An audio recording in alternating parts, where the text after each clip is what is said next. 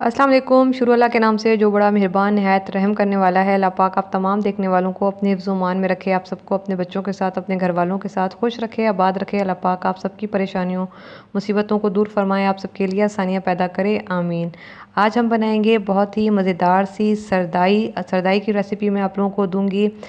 गर्मियों के हिसाब से बड़ा बेहतरीन ये ड्रिंक है और अभी रमज़ान गर्मियों में ही आएंगे तो रमज़ान के लिए बड़ा अच्छा सा ड्रिंक है।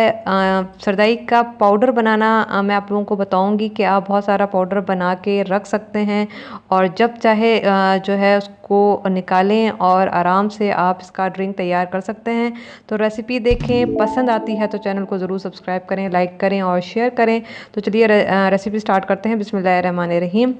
सबसे पहले ग्राइंडर में मैं 10 अदद जो है वो पिस्ते डाल दूँगी और 3 हरी इलायची है और 2 काली मिर्चें हैं साबित।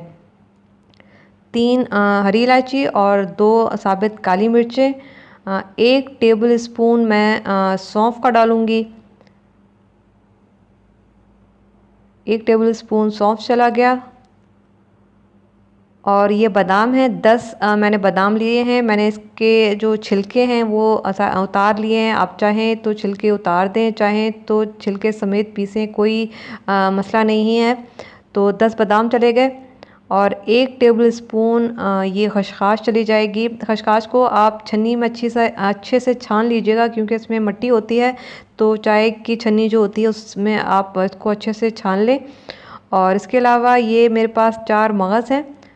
2 टेबल स्पून 4 मगज़ चले जाएंगे या फिर ये खरबूजे के बीज भी इसे कहा जाता है।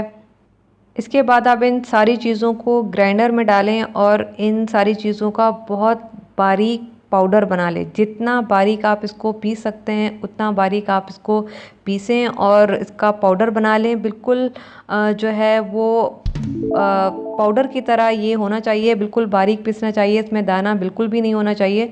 तो ये देखें, ये बड़ा अच्छा सा पाउडर तैयार हो गया है। मैंने इसको बहुत अच्छे से पीस लिया है।